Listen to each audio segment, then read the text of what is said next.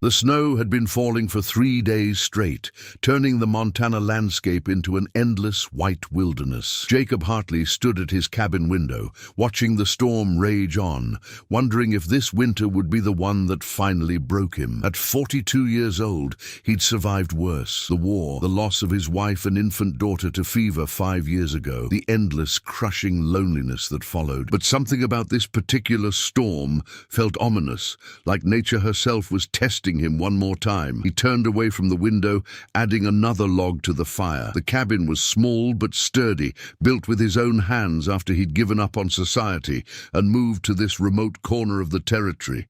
He had his cattle, his solitude, and his memories. It was enough. It had to be. The knock came so softly, he almost missed it. Jacob froze, certain he'd imagined it. No one traveled in weather like this. The nearest town was 15 miles away, and the few neighbors he had were miles in the opposite direction. But then it came again, barely audible over the howling wind. He grabbed his rifle out of habit and moved to the door. When he pulled it open, the blast of cold air nearly knocked him back, but that wasn't what made him gasp. A woman stood on his porch, or rather, she was barely standing. She clutched a thin shawl around her shoulders, her dress soaked through and clinging to her trembling frame. Her lips were blue, her face deathly pale, and her eyes, dark brown and filled with desperate hope, locked onto his. "Please," she whispered, her voice cracking. "Please help me." Then her knees buckled, and Jacob barely caught her before she hit the wooden planks. He didn't think. Years of military training took over. He kicked the door shut, carried her to the chair nearest the fire, and began assessing her condition. She was frozen, nearly solid, her clothes stiff with ice. If he didn't warm her up soon, she'd die. "Ma'am," he said firmly, chafing her hands between his. "Can you hear me? What's your name?" Her eyes fluttered open. "Catherine?" she managed through chattering teeth. "Catherine M. Marlowe." "Catherine, I need to get you out of these wet clothes. Do you understand? You're going to die if I don't warm you up." Fear flashed across her face, but she gave a tiny nod. She was too far gone to protest, and they both knew it. Jacob worked quickly and efficiently, turning his back whenever possible to preserve her modesty. He wrapped her in every blanket and quilt he owned, then set about making hot coffee and soup. She needed warmth from the inside out. As he worked, he stole glances at her. Even half frozen and terrified, she was beautiful, small and delicate, with long dark hair that fell in wet tangles down her back. She couldn't be more than 25. Maybe younger. What in God's name was she doing out here alone in a blizzard? It took nearly an hour before her shivering subsided enough for her to speak clearly. Jacob sat across from her, keeping a respectful distance, waiting. "Thank you," she finally said, her voice soft and sweet despite its weakness. "You saved my life." What were you doing out there?" Jacob kept his tone gentle, but he needed answers. "Where did you come from?" Catherine's eyes filled with tears. "I was running. From the wagon train. From my father." Jacob's jaw tightened. "Your father did this to you? Put you out in the storm?" "No. I ran away." She took a shaky breath. "We were headed to a settlement 3 days north. My father, he arranged a marriage for me to a man named Silas Crenshaw. He's 60 years old, and he already had 2 wives die under suspicious circumstances. Everyone whispered about it, but my father didn't care. Mr. Crenshaw offered him money, and that was all that mattered." Her hands trembled as she clutched the blanket tighter. "I couldn't do it. I couldn't marry him. So when we stopped to make camp yesterday evening, I took a horse and rode away. I thought I could make it to the nearest town, but the storm came up so fast. The horse threw me and ran off, and I've been walking ever since. Your cabin light was like a miracle." Jacob sat back, processing this. A runaway bride, half frozen and desperate, with nowhere to go and no one to turn to. If he sent her back, she'd be forced into a marriage that sounded more like a death sentence. But if he kept her here, there would be talk, scandal. As if reading his thoughts, Catherine spoke again. "I understand if you want me to leave when the storm passes. I won't impose on your kindness. But if you could just let me stay until then, I promise I'll find my own way after." "And go where?" Jacob asked quietly. "You have no money, no horse, no supplies. Winter's just beginning. You wouldn't last a week out there alone." Fresh tears spilled down her cheeks. I know, but I'd rather die free than live as that man's wife. Something in her words struck a chord deep in Jacob's chest. He understood that kind of desperation, that willingness to choose death over a life not worth living. He'd felt it himself after losing his family. "You can stay," he heard himself say. "Until spring at least. By then, maybe we can figure out a better plan." Catherine's eyes went wide with shock and gratitude. "I can't ask you to do that. The scandal—" "I don't care much about scandal," Jacob interrupted. "Haven't for a long time. But if you're worried about your reputation, we could tell folks we're married, that you're my mail-order bride who finally arrived. The nearest neighbor won't come around until the spring thaw anyway." Even as he said it, Jacob wondered if he'd lost his mind. But looking at this fragile, frightened woman who'd chosen possible death over forced marriage, he couldn't bring himself to regret the offer. Catherine stared at him for a long moment, searching his face. "Why would you do this for a stranger?" Jacob looked away, poking at the fire. "Maybe because I understand what it's like to feel trapped, to need a second chance." He glanced back at her. "Besides, I could use the help around here. Can you cook?" A small, tentative smile crossed her face, the first he'd seen. "Yes, and I can sew and clean and tend a garden. I'm stronger than I look, I don't doubt it," Jacob said quietly. "Anyone who could survive what you just did has more strength than most." The storm raged for 2 more days. During that time, Jacob and Catherine fell into a careful, polite routine. He gave her the cabin's only bedroom while he slept by the fire. She recovered quickly, and true to her word, she proved capable and hard-working. She cooked meals that were simple but delicious, far better than anything Jacob had managed in years of bachelor living. She mended his shirts, organized his chaotic shelves, and brought a warmth to the cabin that had nothing to do with the fire. But more than that, she talked to him. At first, just small pleasantries, then gradually, real conversations. She told him about growing up in Philadelphia, about her mother who'd died when she was 12, about her father who'd grown cold and bitter afterward. She spoke of her dreams. Simple ones, really. A home of her own. Children someday. A husband who would treat her kindly. Jacob found himself talking too, more than he had in years. He told her about his farm, about the cattle he was trying to raise, about his plans to expand when spring came. He even told her about the war, about the things he'd seen and done, though he kept the worst of it locked away. He didn't tell her about his wife and daughter. Not yet. That wound was still too raw, even after 5 years. On the 3rd evening, as they sat by the fire after supper, Catherine asked the question he'd been dreading. "Have you ever been married, Jacob?" He stiffened, his hands gripping his coffee cup. For a moment, he considered lying, but something about Catherine's gentle, open expression made him want to tell the truth. "Yes," he said quietly. "Her name was Margaret. We had a daughter too, Emma. She was just 6 months old when the fever took them both. 5 years ago this winter." Catherine's hand flew to her mouth.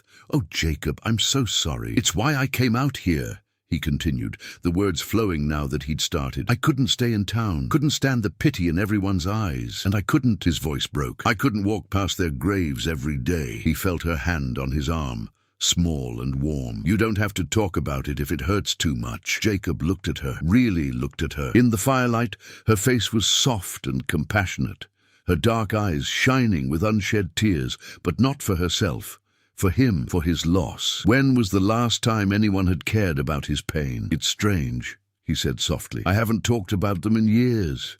But with you, it doesn't hurt quite as much." Catherine's cheeks flushed pink, and she pulled her hand back, looking flustered. "I should clean up the dishes." She stood quickly, but Jacob caught her wrist gently. "Catherine, thank you for listening." She looked down at him, and for a moment something passed between them, something electric and unexpected. Then she nodded and hurried to the basin, leaving Jacob staring into the fire and wondering what he'd just felt. That night, lying on his bedroll by the hearth, Jacob couldn't sleep.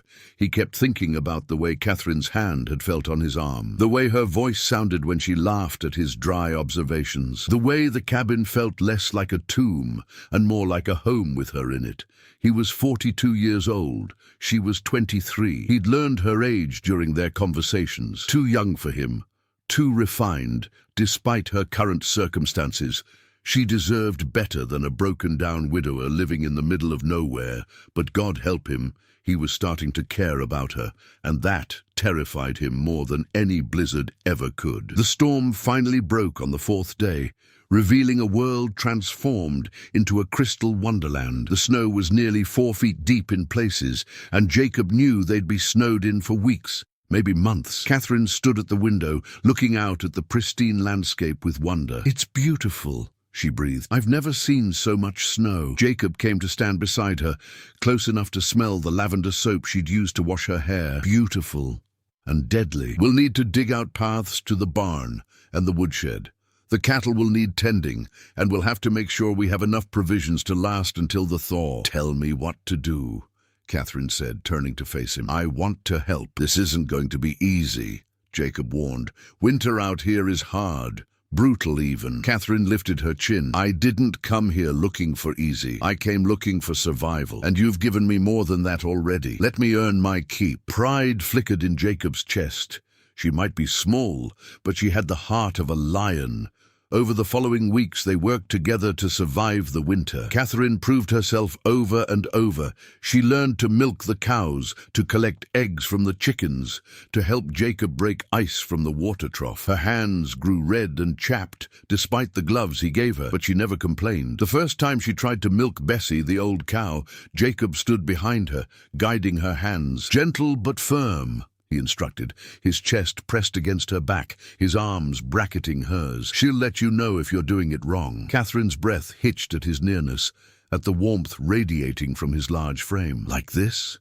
she asked, her voice coming out shakier than she intended. "Just like that." His voice was a low rumble near her ear, and she felt it all the way to her toes. "You're a quick learner." When the milk finally streamed into the pail, Catherine laughed with delight, turning her head to share her triumph with him. Their faces were suddenly inches apart, and the laughter died on her lips. Jacob's eyes darkened, his gaze dropping to her mouth before he abruptly stepped back. "You got it now," he said gruffly, clearing his throat.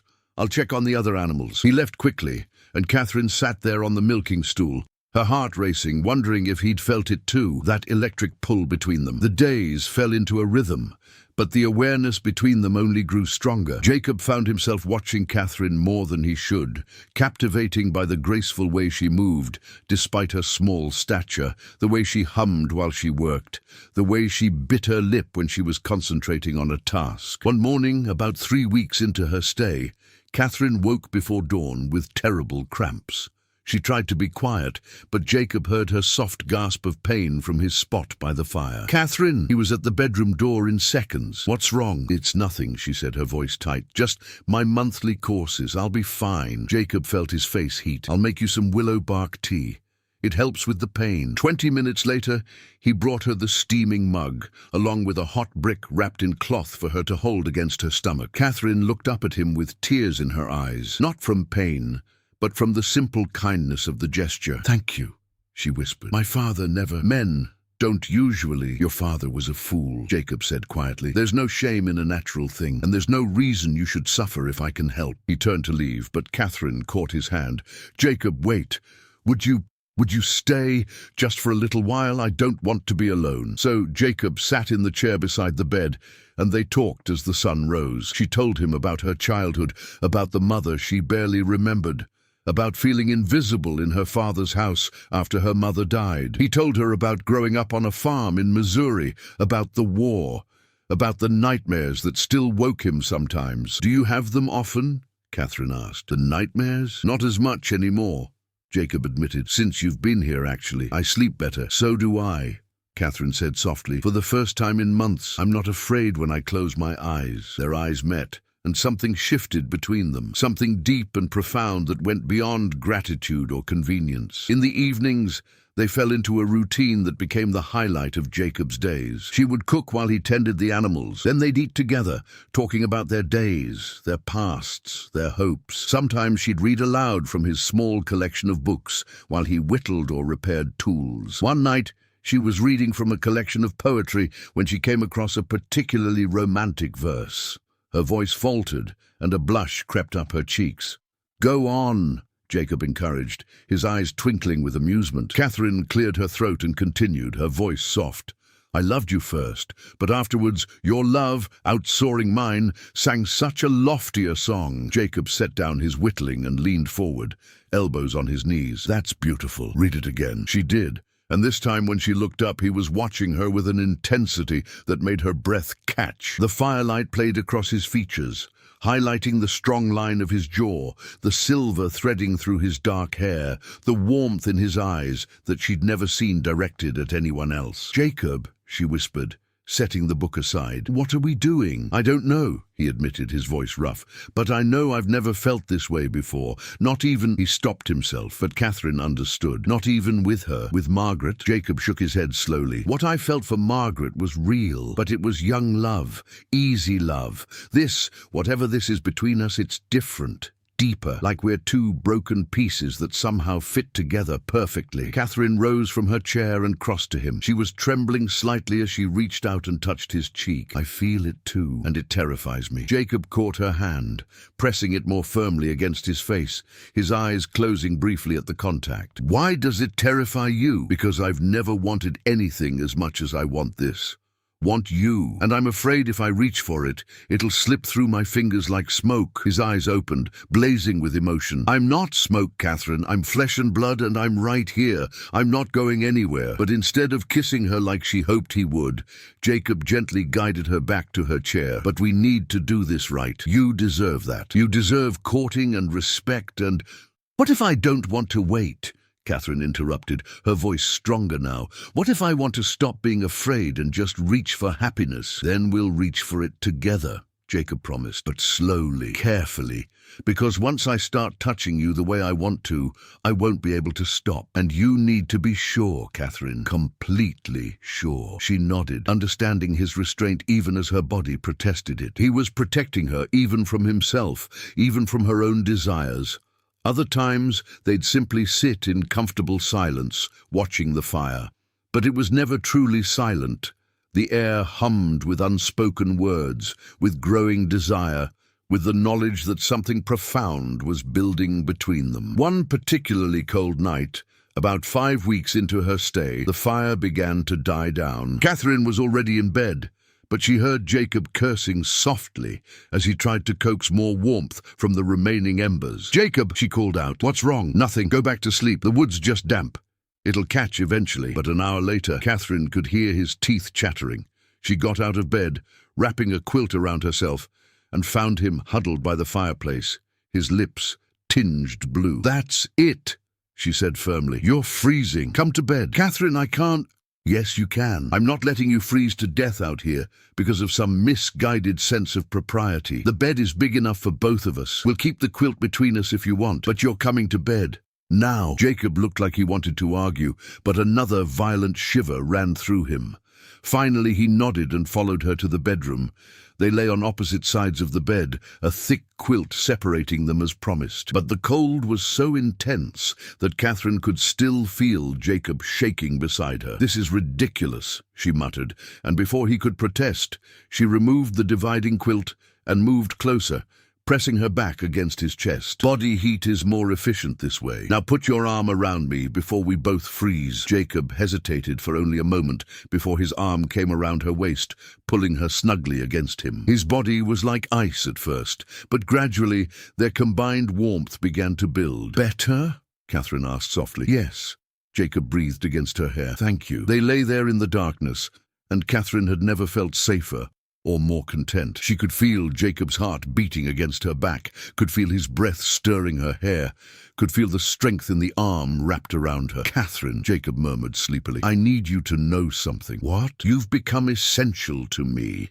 These past weeks with you have been— I didn't think I'd ever feel alive again, but you make me feel alive." Catherine turned in his arms so she could face him, their noses nearly touching in the darkness. "You make me feel alive too. For the first time ever, actually. I was just existing before, going through the motions, but with you, I feel everything so intensely it almost hurts." Jacob's hand came up to cup her cheek, his thumb brushing across her lips. "I want to kiss you so badly right now." "Then kiss me," Catherine whispered. "If I kiss you now, in this bed, I won't want to stop.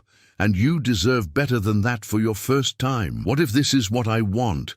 What if I'm tired of waiting for the perfect moment and just want to feel? Jacob's resolve was wavering. She could feel it in the way his hand tightened on her waist, in the raggedness of his breathing. But then he pressed a single chaste kiss to her forehead and tucked her head under his chin. "Sleep, sweetheart," he murmured. "We have time. I promise you. We have time." Catherine fell asleep in his arms, feeling cherished and frustrated in equal measure. The next morning, they woke tangled together, and the awkwardness Catherine expected never materialized. Instead, it felt natural. Right. From that night on, they shared the bed. Jacob never pushed for more, and Catherine loved him all the more for his restraint. But the tension between them continued to build with every accidental touch, every heated glance, every whispered conversation in the dark. It was domestic, peaceful, and Jacob realized with a start that he was happy, truly, deeply happy in a way he hadn't been since before the war. But the closer they grew, the more aware he became of the tension building between them. The way his breath caught when their hands accidentally touched, the way her eyes would linger on him when she thought he wasn't looking, the way the cabin seemed to shrink at night, even though they now shared a bed with careful space between them. One evening, about 6 weeks into her stay, Catherine was reaching for a high shelf when she stumbled. Jacob caught her, his arms wrapping around her waist, pulling her against his chest. For a moment, they both froze. She was so small in his arms, the top of her head barely reaching his shoulder. He could feel her heart racing, could hear her quick, shallow breaths. Slowly, she turned in his embrace, her face tilting up to his. "Jacob," she whispered, and the way she said his name made his chest tight. "I should let you go," he said roughly, but his arms didn't move. "What if I don't want you to?" His hands tightened on her waist. "Catherine, you don't know what you're saying." "Yes, I do." Her hands came up to rest on his chest, and he could feel the warmth of them through his shirt. "I know I'm supposed to be grateful and nothing more. I know you see me as someone to protect. But Jacob, you're too young," he interrupted, his voice harsh. "You're 23, I'm 42. I'm old enough to be your father." "You're not my father." Her eyes flashed with something between frustration and longing. "And I'm not a child. I'm a woman who knows her own mind. And what I know is that these past weeks have been the happiest of my life, that I feel safe with you, that when you look at me, I feel seen in a way I never have before." Jacob's resolve was crumbling. "I'm broken, Catherine. I'm a widower who ran away from the world. I live in the middle of nowhere with nothing to offer you. You deserve better." "Maybe I don't want better." She stood on her tiptoes, bringing her face closer to his. "Maybe I want you," he snapped. With a low growl, he lowered his head and captured her lips with his. The kiss was everything he'd been holding back for weeks, hungry and desperate, yet tender. Catherine made a small sound of surprise that quickly turned into a sigh of pleasure, and her arms wrapped around his neck, pulling him closer. Jacob lifted her easily, setting her on the table so she was more level with him. His hands framed her face, and he forced himself to gentle the kiss, to savor instead of devour. She tasted like the apple pie she'd baked that afternoon, sweet and perfect. When they finally broke apart, both breathing hard, Jacob rested his forehead against hers. "This is madness," he murmured. "Maybe," Catherine agreed, her fingers threading through his hair. "But it's the best kind of madness." He pulled back to look at her, really look at her. Her lips were swollen from his kisses, her cheeks flushed, her eyes dark with desire. She was the most beautiful thing he'd ever seen. "I haven't touched a woman in 5 years," he confessed. "Haven't wanted to, until you." Catherine's expression softened. "I've never been touched by anyone, never been kissed before tonight. But I want this, Jacob. I want you." The trust in her words humbled him. She was giving him something precious, something she'd never given anyone else. The weight of that responsibility settled over him like a mantle. "I want to do this right," he said, cupping her face tenderly. "I want to give you everything you deserve. Courtship, romance, all of it. Jacob, we're snowed in on a Montana mountain. I think we're past conventional courtship." He laughed, the sound rusty from disuse. "Maybe, but I can still try." He helped her down from the table, keeping her hand in his. "Let me court you properly, Catherine. Let me show you that you're cherished, not just desired." Over the next few days, Jacob did exactly that. He carved her a small wooden bird, smooth and delicate, and left it on her pillow. He made her favorite meals, even though he was a terrible cook. He picked wildflowers that had somehow survived beneath the snow and put them in a jar on the table. And every night as they lay in bed together, he held her close and told her stories from his childhood, from before the war had changed him. He made her laugh with tales of his youthful misadventures, made her sigh with descriptions of the farm where he'd grown up, made her understand the man he'd been before grief had hardened him. Catherine, in turn, opened up to him more than she ever had. She told him about the loneliness of growing up motherless, about the way her father had become cold and distant after her mother's death. She confessed her fears that she wasn't good enough, pretty enough, worthy enough to be loved. "You are worthy," Jacob would whisper fiercely in the darkness, his arms tightening around her. "You are so worthy, Catherine. Don't ever doubt that." One night, as they lay together, Catherine traced the scar on Jacob's shoulder, a war wound he'd never explained. "Does it still hurt?" she asked softly. "Sometimes," Jacob admitted, "when the weather changes, but it's just a reminder that I survived." "Tell me about the war," Catherine said, "if you want to." Jacob was quiet for so long that Catherine thought he wouldn't answer. Then, haltingly, he began to speak. He told her about the battles, about the friends he'd lost, about the things he'd had to do to survive. He told her about the nightmares that had plagued him for years, about the guilt of living when so many had died. "Margaret helped," he said quietly. "Having her, having Emma, it gave me a reason to keep going. But when they died, all that darkness came rushing back. I thought I'd drown in it." Catherine pressed a kiss to his scarred shoulder. "But you didn't. You survived that too." "Barely," Jacob confessed. "There were days when I didn't want to, when the only thing that kept me going was the work. The animals needed me, even if no one else did." "I need you," Catherine whispered. "And I think maybe you need me too." Jacob turned to face her, his eyes shining in the moonlight streaming through the window. "I do need you, more than I thought possible. You've brought light back into my life, Catherine. You've made me remember what it feels like to hope." "Then marry me," Catherine said suddenly. "Not pretend marriage to save my reputation. Real marriage. Be my husband, Jacob. Truly." Jacob's breath caught. "Catherine, I know it's fast. I know we've only known each other 6 weeks, but I also know that I've never been more sure of anything in my life. I love you, Jacob Hartley. I love your strength and your gentleness. I love the way you care for your animals, the way you've cared for me. I love your laugh, even though I've only heard it a handful of times. I love the man you are and the man you're becoming. Marry me." Jacob stared at her, stunned. He'd been preparing to ask her the same question, had been waiting for the right moment, but here she was, brave and bold, asking him instead. "Yes," he said, his voice rough with emotion. "Yes, Catherine, I'll marry you. I'll spend every day of the rest of my life making you happy. You'll never be cold or hungry or afraid again. I'll protect you and cherish you and love you until my last breath. And I'll love you," Catherine promised. "I'll make this cabin a home. I'll stand by your side through every hardship. I'll give you children if we're blessed with them. I'll grow old with you here, in this beautiful, wild place. I'll be your wife in every way." He kissed her then, pouring all his love and promise into it.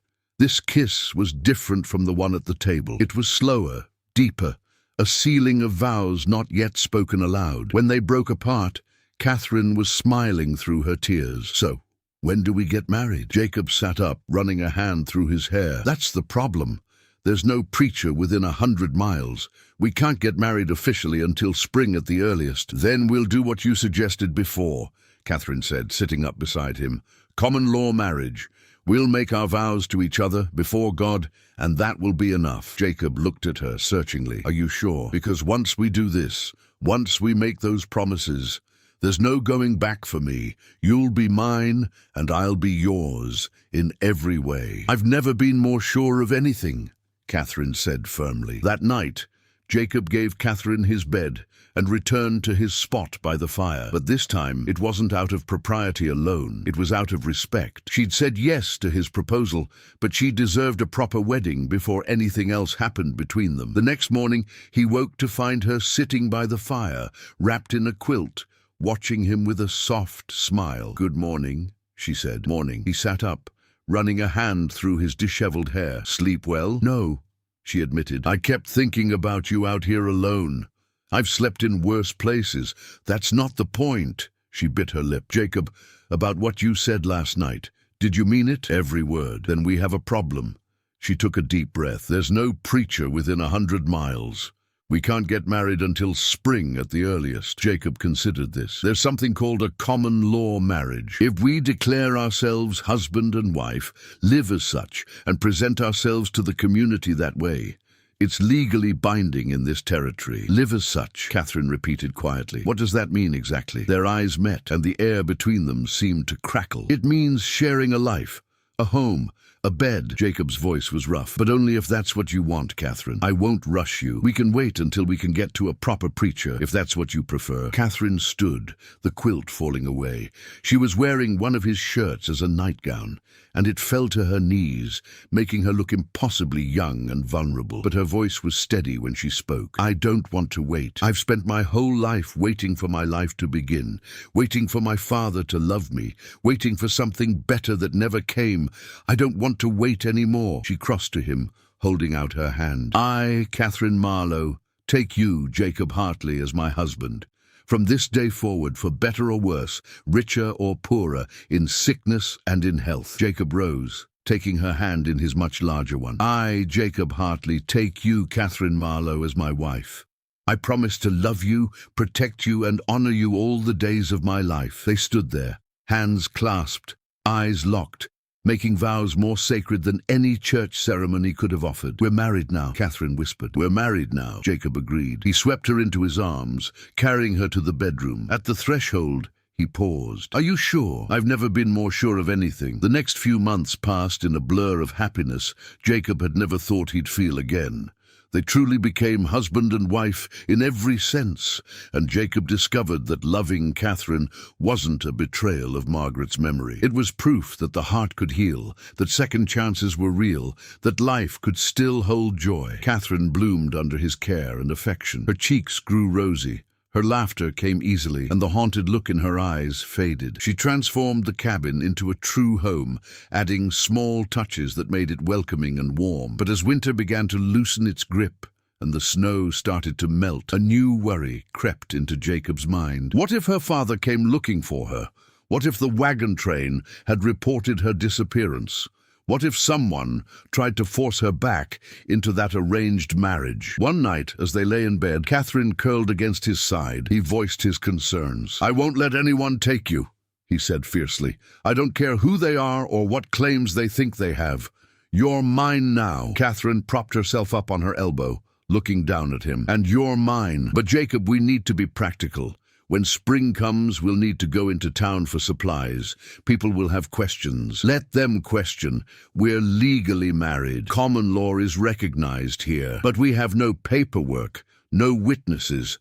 What if they don't believe us?" Jacob sat up, a determined look on his face. "Then we'll go to the nearest town with a preacher and make it official the day the roads are clear. I'll marry you as many times as you want, in front of as many witnesses as you need." Catherine smiled, tears glistening in her eyes. "Once more should do it. Twice married to the same woman," Jacob mused. "I must be the luckiest man in Montana." "Or the craziest," Catherine teased. He pulled her close, kissing her soundly. "Both. Probably, but I wouldn't change a thing." The next morning, Jacob woke before Catherine and lay watching her sleep. The early light painted her skin in gold, and her dark hair spread across the pillow like silk. She looked peaceful, content, and so beautiful it made his chest ache. He slipped out of bed carefully, not wanting to wake her, and started the fire. As he made coffee, he thought about their vows the night before. They were married now. Truly married, even if no church or state had sanctioned it. The commitment they'd made to each other felt more sacred than any piece of paper. When Catherine emerged from the bedroom an hour later, wrapped in his robe, her face was glowing. She came straight to him, and he pulled her into his arms, kissing the top of her head. "Good morning, Mrs. Hartley," he murmured against her hair. Catherine tilted her face up to his, her smile radiant. "Good morning, Mr. Hartley." They stood like that for a long moment, just holding each other, marveling at the change that had occurred overnight. They were husband and wife now, bound together by promises and love. "I should make breakfast," Catherine said eventually, though she made no move to leave his embrace. "Or," Jacob suggested, his voice low and intimate. "We could forget about breakfast for a while." Catherine's breath hitched, and she nodded, suddenly shy. Jacob took her hand and led her back to the bedroom, closing the door behind them. What happened next was tender and beautiful, a physical expression of the love they'd declared. Jacob was patient and gentle, mindful of Catherine's innocence, making sure she felt cherished and safe. And Catherine, despite her nervousness, gave herself to him completely, trusting him with her body as she'd already trusted him with her heart. Afterward, they lay tangled together, both overwhelmed by the intimacy they'd shared. Catherine's head rested on Jacob's chest, and she could hear the strong, steady beat of his heart beneath her ear. "Are you all right?" Jacob asked softly, his fingers trailing through her hair. "I'm perfect," Catherine whispered. I never knew it could be like that." "Like what?" "So beautiful, so right." She propped herself up on her elbow to look at him. "I love you, Jacob, more than I knew it was possible to love someone." Jacob cupped her face, his thumb stroking her cheek. "I love you too, sweetheart. You've given me more than I ever thought I'd have again. You've given me a reason to wake up in the morning, a reason to believe in the future." They spent the rest of that day in a haze of newlywed bliss, alternating between passionate discovery and quiet contentment. The outside world ceased to exist. There was only the two of them, the cabin, and the love that had bloomed in the midst of winter's harshness. But as the days passed and turned into weeks, reality began to creep back in. The snow was starting to melt, and Jacob knew that soon the roads would be passable. Soon, the outside world would intrude on their isolated happiness. "What are you thinking about?" Catherine asked one evening as they sat by the fire. She was curled up in his lap, her head on his shoulder, and he'd been silent for too long. "Spring," Jacob admitted. "When the thaw comes, we'll need to go into town for supplies. People will have questions." Catherine was quiet for a moment. "Are you worried about what they'll say? About us?" "I don't give a damn what they say about me," Jacob said fiercely. "But I don't want anyone to disrespect you or make you feel ashamed." "I could never be ashamed of loving you," Catherine said firmly. "And anyone who has a problem with our marriage can answer to me." Jacob smiled despite his worries, charmed by her fierce loyalty. "You're something else, you know that." "I'm your wife," Catherine said simply, "and I'll stand by you no matter what comes." But when spring finally arrived, it brought with it a threat neither of them had anticipated. The day before they planned to make the trip to town, Jacob was in the barn when he heard horses approaching. His instincts, honed by years of war and survival, immediately went on alert. He grabbed his rifle and positioned himself between the riders and the cabin. 3 men on horseback came into view. The leader was a weathered, grey-haired man with cold eyes and a cruel mouth. The other 2 looked like hired muscle, rough and ready for trouble. "Help, you gentlemen!" Jacob called out, his rifle held loosely but ready. The older man's eyes narrowed as he took in Jacob's defensive posture. "Name's Thomas Marlowe. I'm looking for my daughter, Catherine. I have reason to believe she might have taken shelter here during the winter storm." Jacob's blood ran cold, but his expression remained neutral. "Who told you that?" "A trapper passing through found a horse with my wagon train's brand on it near here. Said he saw smoke from this cabin all winter. Now I'm going to ask you again. Have you seen my daughter?" Inside the cabin, Catherine had heard the voices. She moved to the window and peered out, her heart sinking when she recognized her father. For a moment, fear paralyzed her. Then she saw Jacob standing tall and protective, facing down the 3 men. And something fierce awakened in her. She was done running, done being afraid. This was her home now.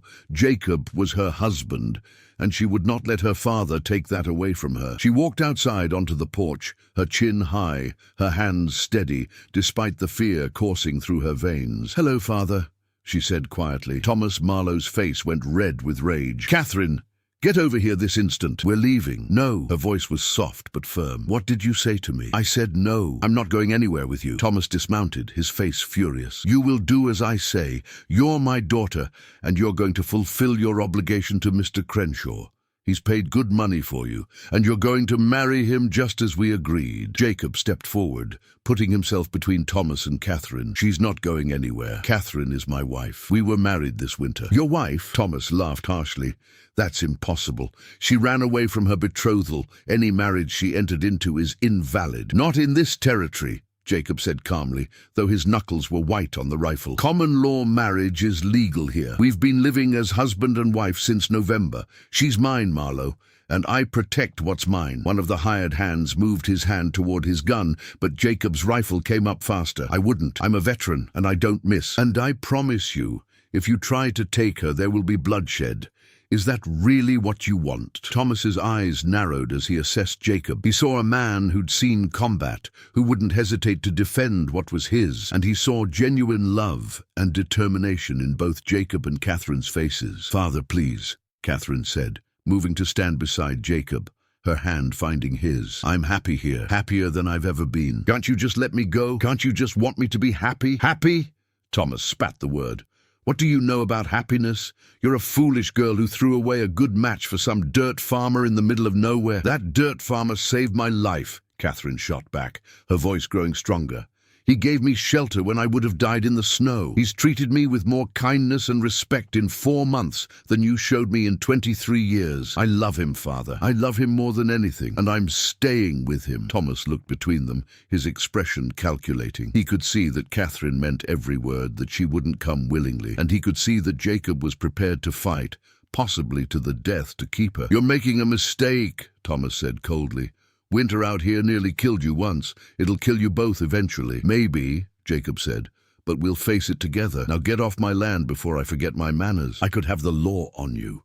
Kidnapping, corruption of a minor. She's 23 years old, not a minor, and there are 2 of us here willing to testify that our marriage is real and consensual." Jacob's voice was hard as steel. "How many witnesses do you have for your claims? And do you really want to explain to the authorities why you were trying to sell your daughter to a man with 2 dead wives? I'm sure the law would find that very interesting." Thomas's face went pale, then red with rage, but he knew he was beaten. With a final venomous look at Catherine, he turned and remounted his horse. "You're no daughter of mine," he said coldly. "Don't come crawling back when you realize your mistake." "I won't," Catherine said quietly, her voice strong, despite the tears streaming down her face. "Because this isn't a mistake. This is the best decision I've ever made. Goodbye, Father." They watched the 3 riders disappear down the trail. When they were out of sight, Catherine's knees buckled, but Jacob caught her, holding her tight against his chest. "I've got you," he murmured into her hair, his own heart racing from the confrontation.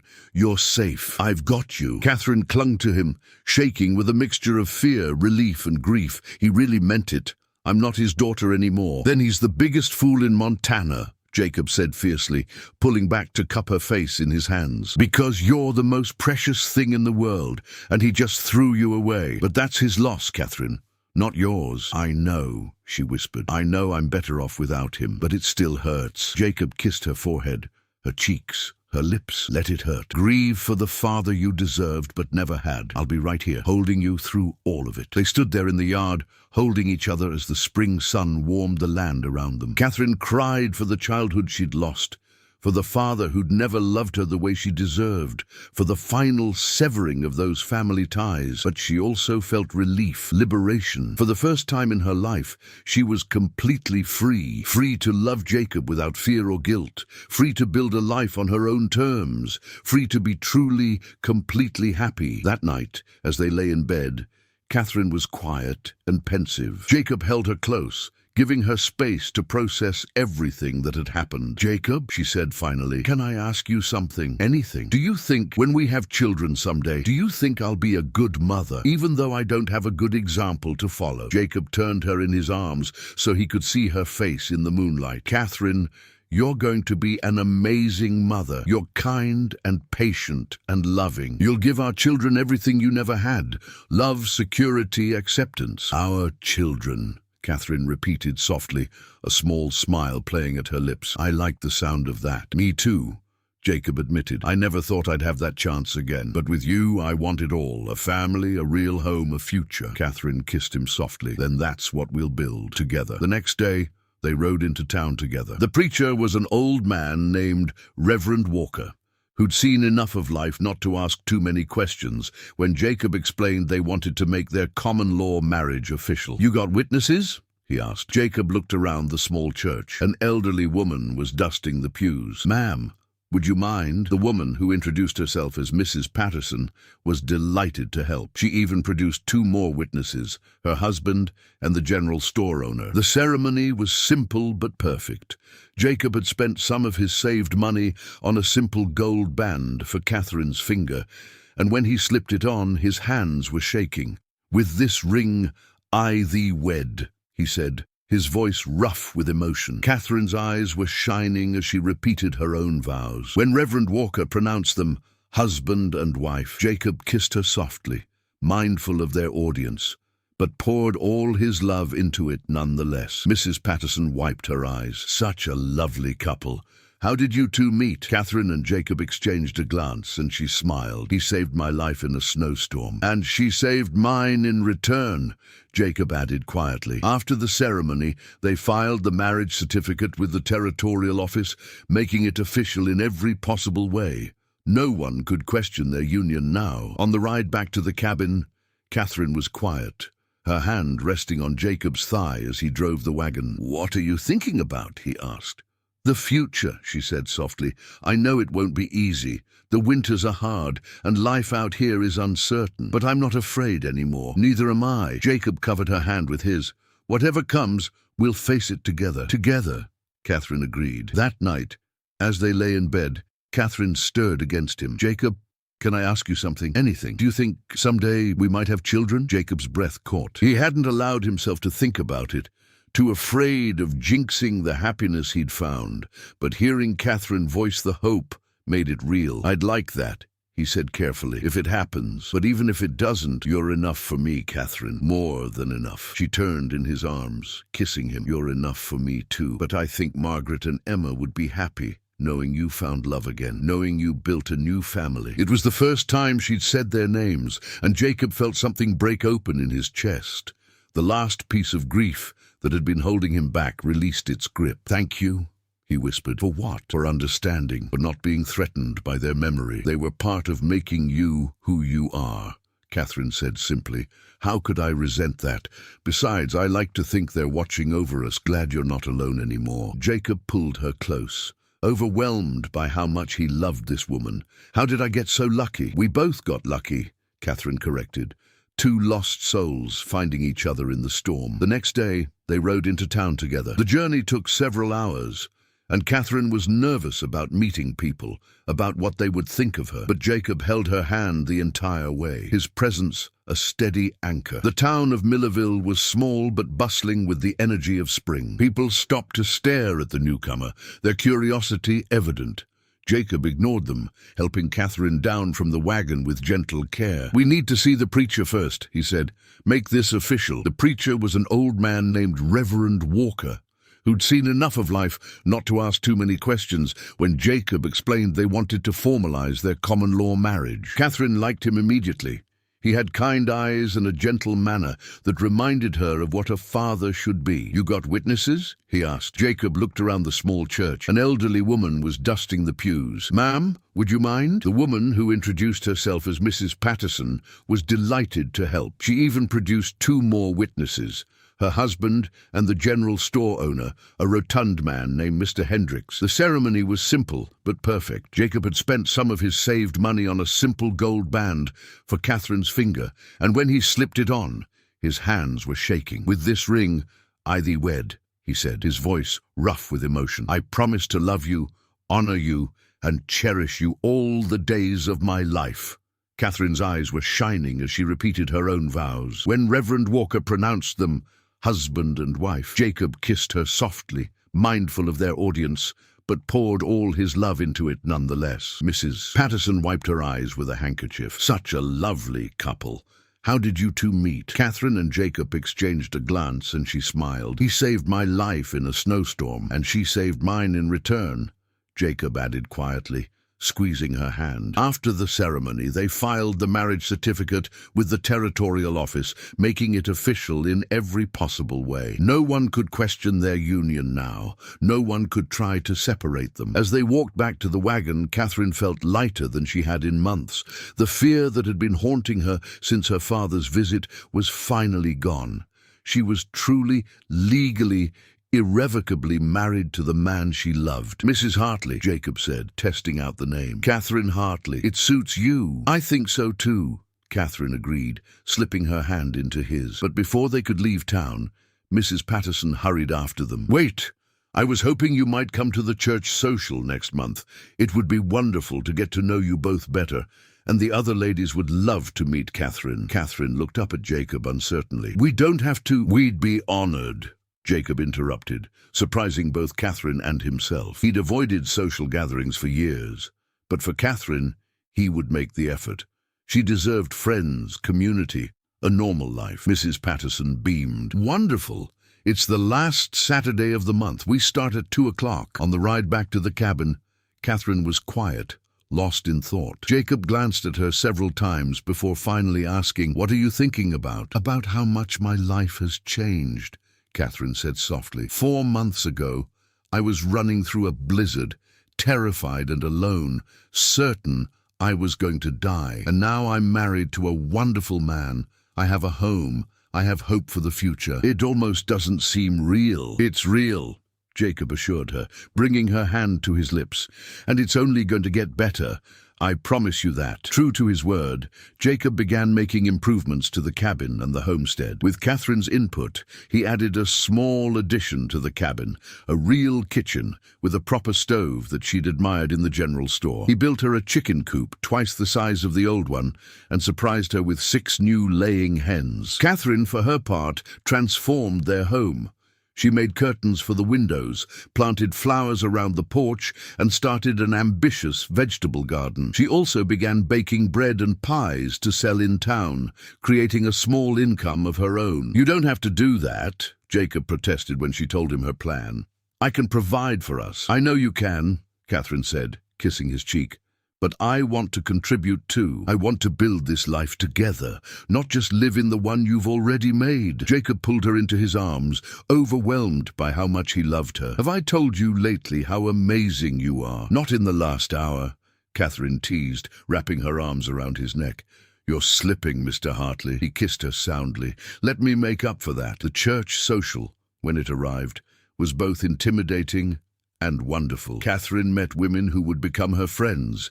Mrs. Patterson, of course, but also Sarah Henderson, whose husband owned the bank, and young Emma Caldwell, recently married herself. The women peppered Catherine with questions, but they were kind about it. They admired her resilience, her devotion to Jacob, and her skill in baking. By the end of the afternoon, Catherine felt like she truly belonged. Jacob, meanwhile, found himself drawn into conversation with the men. They respected him for his war service, for the obvious improvements he'd made to his homestead, and for the way he clearly adored his wife. You're a lucky man, Hartley, Mr. Henderson said, watching Jacob's eyes follow Catherine across the room. Don't I know it? Jacob agreed quietly. On the ride home, Catherine was animated, telling Jacob all about the conversations she'd had, the friends she'd made, the invitations she'd received. Jacob listened with a smile, loving how happy she was. Thank you for taking me, Catherine said as they pulled up to the cabin. I know social gatherings aren't your favorite. They're worth it to see you smile like that, Jacob said simply. As spring turned to summer, the cabin and its surroundings came alive. Catherine's garden flourished under her care, providing vegetables for their table and extra to sell in town. Jacob expanded the cattle herd and built a proper barn, with help from some neighbors who'd come to respect him. They worked side by side, building not just a homestead but a life, and through it all their love continued to deepen. They learned each other's rhythms, their quirks, their needs. They had disagreements occasionally. Catherine thought Jacob worked too hard. Jacob worried Catherine pushed herself too much. But they always talked through it, always came back together stronger. One evening in late August, as they sat on the porch watching the sunset paint the sky in brilliant oranges and pinks, Catherine reached for Jacob's hand. I have news, she said softly, her voice trembling slightly. Jacob turned to look at her, struck by the glow in her cheeks, the special light in her eyes, the way her free hand rested protectively on her stomach. Understanding dawned, and his breath caught. Catherine, we're going to have a baby in the spring. For a moment Jacob couldn't speak.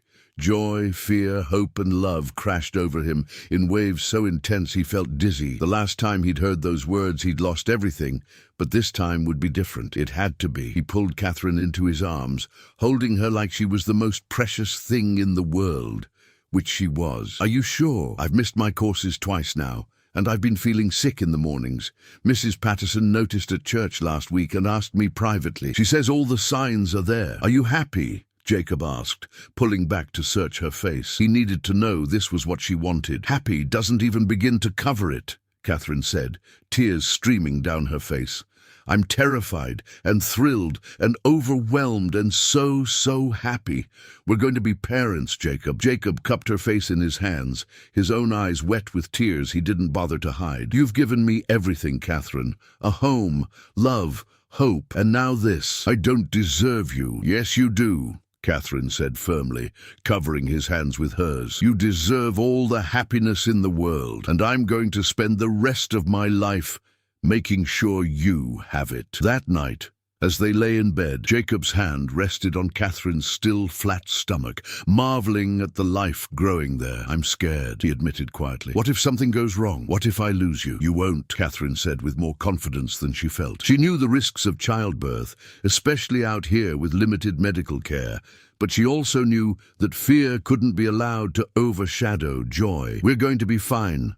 All three of us. I'm going to take such good care of you," Jacob vowed. "You're not lifting anything heavy. You're not overworking in the garden. You're going to rest and eat well." And Catherine laughed softly. "Jacob, I'm pregnant, not made of glass. Women have been having babies for thousands of years while still running households and farms. Not my wife," Jacob said stubbornly. "My wife is going to be pampered and protected. Your wife," Catherine countered, "is going to be sensible and careful. But she's not going to spend the next 8 months doing nothing. I'll slow down when I need to, I promise, but I need to stay active, for my own sanity if nothing else." They compromised, as they always did. Catherine would continue her normal activities with some modifications, and Jacob would hover protectively without being overbearing.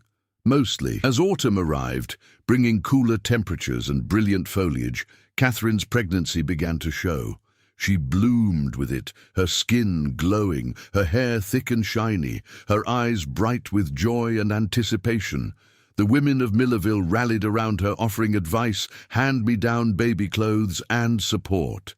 Mrs. Patterson, who delivered half the babies in the territory, promised to be there when Catherine's time came. Jacob, meanwhile, threw himself into preparing for the baby. He built a beautiful cradle from cedar wood, carving it with intricate designs of flowers and birds. He reinforced the cabin's walls, added more insulation, and stockpiled enough firewood to last 2 winters. "We're only having 1 baby, not 10, Catherine teased one evening as she watched him stack yet more wood. "I want to be prepared," Jacob said. "I want you and the baby to be warm and safe, no matter what happens." Catherine came up behind him, wrapping her arms around his waist as much as her growing belly would allow. "We will be, because we have you taking care of us." As winter approached again, Catherine's belly grew round and full. She moved more slowly now, tiring easily, but she was still radiant. Jacob was endlessly fascinated by the changes in her body, by the way the baby moved and kicked beneath her skin. "Feel this," Catherine would say, guiding his hand to her belly, and Jacob would feel their child moving, alive and strong, and be overwhelmed all over again by the miracle of it. One night in December, almost exactly a year after they'd first met, they lay in bed with Jacob's hand on Catherine's belly, feeling the baby's strong kicks. "Do you think it's a boy or a girl?" Catherine asked. "I don't care," Jacob said honestly. "As long as you're both healthy, that's all that matters to me." "I think it's a girl," Catherine mused. "I don't know why, but I feel like she's a girl." "Then we need to think of names," Jacob said. "What about Margaret after—" "No," Catherine interrupted gently. "I love that you want to honor her memory, but this baby deserves her own name, her own identity." "What about Hope? Because she's the hope we both thought we'd lost." Jacob's throat tightened. "Hope," he repeated. "Hope Hartley. It's perfect." The winter was hard, as Montana winters always were, but this time they faced it with joy rather than mere survival.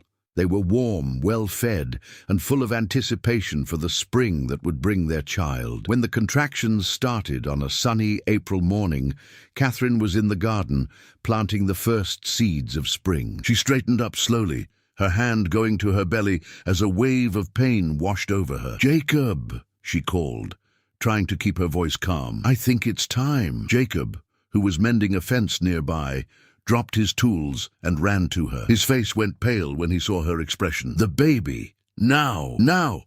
Catherine confirmed, gasping as another contraction hit. "We need to get Mrs. Patterson." Jacob helped her inside and settled her on the bed, then rode to the Patterson farm, faster than he'd ever ridden in his life. Mrs. Patterson came immediately, bringing Sarah Henderson with her for assistance. "First babies usually take their time," Mrs. Patterson said calmly, examining Catherine. "But this one seems eager to meet the world. You're already well along, dear." Jacob paced outside the bedroom door, forbidden from entering by Mrs. Patterson's firm orders. He could hear Catherine's cries of pain, and each one felt like a knife to his heart. This was his fault. He'd done this to her. If anything happened to her— "Mr. Hartley," Sarah Henderson called from the doorway. "Your wife is asking for you." Jacob rushed in to find Catherine drenched in sweat, her face pale but her eyes bright when she saw him. "Don't look so terrified," she managed to say between contractions. "I'm not dying. I'm just having a baby." "You're so brave," Jacob murmured, taking her hand and letting her squeeze it as hard as she needed. "The bravest person I've ever known." The labor went on for hours, long, exhausting hours where Jacob felt utterly helpless. He could face down armed men, survive winters that killed grown men, endure the horrors of war, but he couldn't do this for her. He couldn't take her pain. All he could do was hold her hand, wipe her brow, whisper encouragement, and pray harder than he'd ever prayed in his life. "I can see the head," Mrs. Patterson announced. "Catherine, on the next contraction, I need you to push with everything you have." Catherine bore down, crying out with the effort. Jacob supported her back, his own tears mixing with the sweat on her face. "Again!" Mrs. Patterson commanded. "One more time." Catherine pushed again, and then suddenly the room was filled with a different sound. The thin, outraged wail of a newborn baby. "It's a girl!" Mrs. Patterson announced joyfully. "A beautiful, healthy baby girl!" Jacob watched through blurred vision as Mrs. Patterson cleaned and wrapped the baby, then placed her in Catherine's waiting arms. His daughter. His and Catherine's daughter. She was perfect, tiny and red-faced and squalling with healthy lungs, her little fists waving in the air. Catherine was crying and laughing at the same time, staring down at their child with wonder. "Hello, Hope," she whispered. "We've been waiting for you." Jacob knelt beside the bed, reaching out with a trembling finger to touch his daughter's impossibly small hand. She immediately grasped it with surprising strength, and something in Jacob's chest cracked wide open. "She's perfect," he managed to say, his voice thick with emotion. "You're both perfect." Mrs. Patterson and Sarah quietly cleaned up and then left, giving the new family privacy. Jacob climbed carefully into bed beside Catherine, and together they marveled at the miracle they'd created. "I was so scared," Jacob admitted quietly. "When I lost Margaret and Emma, I thought I'd never survive that kind of pain again. I was terrified that history would repeat itself. But it didn't," Catherine said softly, touching his face. "We're here. We're alive. We're a family." Jacob looked down at his daughter, at his wife, at the life they'd built together. "A year ago, I was alone in this cabin, convinced I'd never be happy again, and then you knocked on my door in the middle of a blizzard. Best decision I ever made," Catherine said with a tired smile. "Running away in a snowstorm. Very sensible." Jacob laughed, the sound watery but genuine. "I'm glad you're not sensible, because a sensible woman never would have chosen me." "Then it's a good thing I'm reckless," Catherine teased. She shifted Hope slightly in her arms. "Do you want to hold her?" Jacob's eyes went wide with fear. "I might hurt her. She's so small." "You won't hurt her. You're her father. She needs you." Carefully, reverently, Jacob took his daughter into his arms. She was almost weightless, barely there at all, but she was real and alive, and his. Hope blinked up at him with unfocused eyes, and Jacob fell completely, irrevocably in love. "Hello, little one," he whispered. "I'm your papa, and I promise you, I'm going to give you the best life I can. You're going to be loved and safe and cherished every single day. Nothing bad is ever going to happen to you if I can help it." Catherine watched them, her heart so full she thought it might burst. This man, who'd been so broken when she'd met him, who'd thought he'd never love again, he was glowing with love for their daughter. The first weeks with Hope were exhausting and wonderful. She was a good baby, relatively speaking, but she still needed to eat every few hours, day and night. Catherine was tired in a way she'd never experienced, but every time she looked at her daughter, every time she saw Jacob cradling Hope and singing to her in his rough voice, it was worth it. Jacob was a devoted father. He changed diapers without complaint, walked the floor with Hope when she was fussy, and helped Catherine in every way he could. At night, he would hold the baby and just stare at her, still marveling that she was real. "What are you thinking about?" Catherine asked one night, watching him. "About how different my life is now compared to a year ago," Jacob said. "About how one decision, opening the door to a stranger, changed everything." "Why, do you ever regret it?" Catherine asked quietly. Jacob looked at her with such love and intensity that it took her breath away. "Not for 1 second. You and Hope are the best things that ever happened to me. You're my entire world." As Hope grew from a tiny newborn into a plump, happy baby, the Hartley homestead continued to thrive. Catherine's garden produced abundantly. Jacob's cattle herd grew. The cabin that had once been a lonely bachelor's dwelling was now filled with laughter and love. They had struggles, of course. There were sleepless nights when Hope was teething. There were disagreements about money or plans for the farm. There was the harsh winter that tested them all, when they were snowed in for weeks with a restless infant. But through it all, they had each other, and that made everything bearable. One evening, when Hope was nearly a year old and toddling around the cabin on unsteady legs, Catherine found Jacob sitting on the porch, staring out at the sunset. "She's asleep," Catherine said, settling beside him. "Finally." Jacob wrapped his arm around her shoulders, pulling her close. "I was just thinking about that night, the blizzard, when you knocked on my door. We've come a long way from that night," Catherine observed. "We have," Jacob agreed. "And I want you to know something. I know I don't say it enough, but you saved me, Catherine. Not just that night when you gave me a reason to care about something again. Every day since, you've saved me. You've shown me that life can still hold joy, that my heart can still love, that I deserve to be happy." Catherine turned in his arms, cupping his face in her hands. "You saved me too. You gave me a home when I had nowhere to go. You gave me love when I'd never known what real love felt like. You gave me a family. We saved each other, Jacob. That's what love does." He kissed her then, soft and sweet, a kiss full of promise and contentment. Inside, Hope babbled in her sleep, and somewhere in the distance, a coyote howled at the rising moon. "Do you ever think about having more children?" Jacob asked suddenly. Catherine smiled. "I think about it sometimes. Maybe in a year or two, when Hope is a little older. Would you want that?" "I want everything with you," Jacob said simply. "More children, more years, more memories. I want to grow old with you here, watching our grandchildren play in this yard someday." "That sounds perfect," Catherine whispered. As the stars began to appear in the darkening sky, they sat together in comfortable silence, watching the land they'd built a life on. The Montana wilderness stretched out before them, beautiful and harsh and full of possibility. The following spring brought new life to the homestead in more ways than one. Catherine discovered she was pregnant again, and this time the fear that had gripped Jacob during Hope's pregnancy was tempered by experience and confidence. They knew they could do this. They'd done it before. Their second daughter, Grace, arrived on a warm May morning, with much less drama than Hope's birth. She was smaller and quieter than her sister, with her father's grey eyes and her mother's dark hair. "Grace," Jacob said, holding his newest daughter while Hope patted the baby's head with chubby, gentle hands. "Because she's a gift of grace we never expected." As the years passed, the Hartley family grew and prospered. They added a third child, a son they named Samuel, after Jacob's father.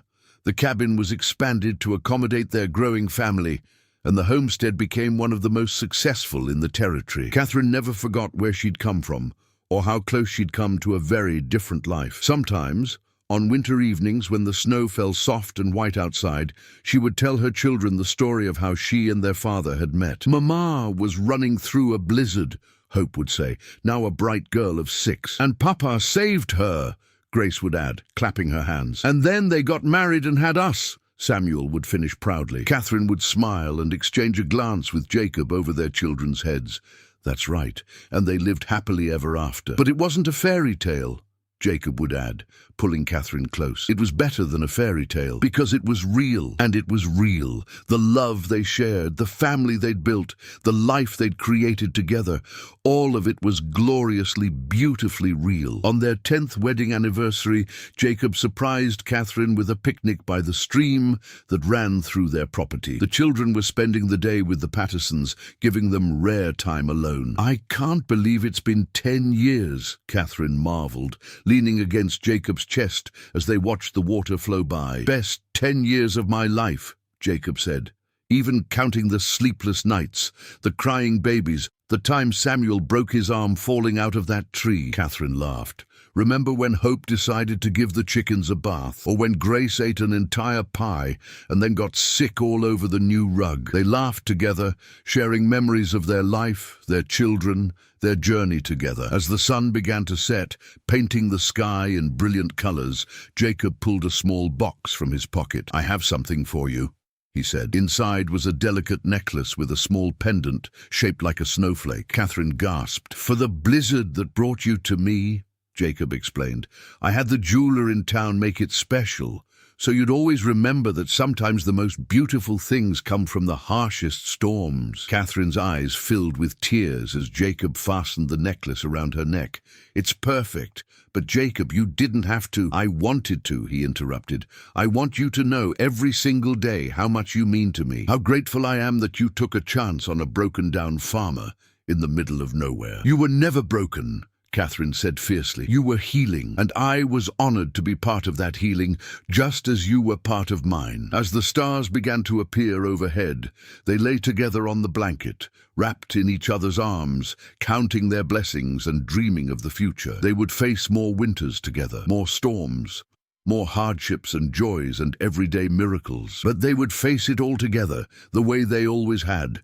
Two souls who'd found each other in the darkest, coldest night of their lives. Two hearts that had learned to beat as one.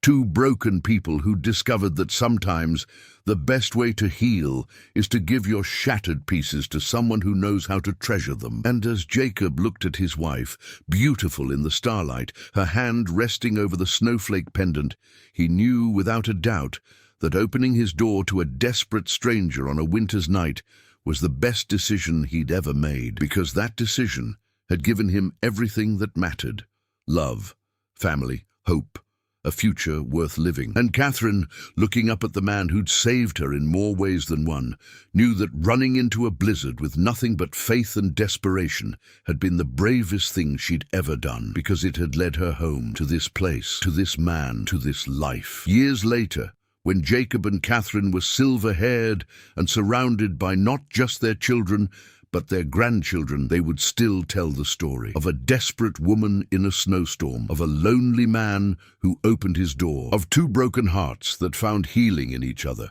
And their grandchildren would listen with wide eyes, marveling at the romance of it all, never quite understanding the miracle it truly was, that in the harshest winter, in the most impossible circumstances, love had bloomed. Real, lasting, transformative love. Jacob Hartley lived to be 75 years old.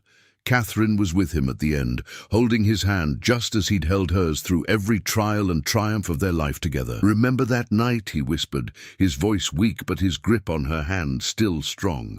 "When you knocked on my door?" "I remember," Catherine said, tears streaming down her face. "Best night of my life." "Mine too." Jacob smiled. "You made me believe in second chances, Catherine. You made me believe in love again, and you gave me a home." Catherine whispered. "A real home, with real love. Everything I'd ever dreamed of and more." Jacob's eyes closed, but the smile remained on his face. And Catherine knew, even as her heart broke, that he'd lived a good life, a happy life, a life worth living. She lived another 10 years, surrounded by her children and grandchildren. telling stories of Jacob and their great romance. And when her time came, she went peacefully, with a smile on her face and her hand clutching the snowflake necklace Jacob had given her all those years ago. They were buried side by side on the hill overlooking the homestead they'd built together. And on their shared headstone, their children had carved a simple epitaph: Jacob and Catherine Hartley, two souls who found each other in the storm, forever together. And every winter, when the first snow fell on Montana, the story would be told again of the runaway bride and the lonely farmer, of the blizzard that brought them together, of the love that saved them both. A love story for the ages, a testament to the power of second chances, a reminder that sometimes the greatest blessings come disguised as strangers on your doorstep in the middle of a winter's night. The end.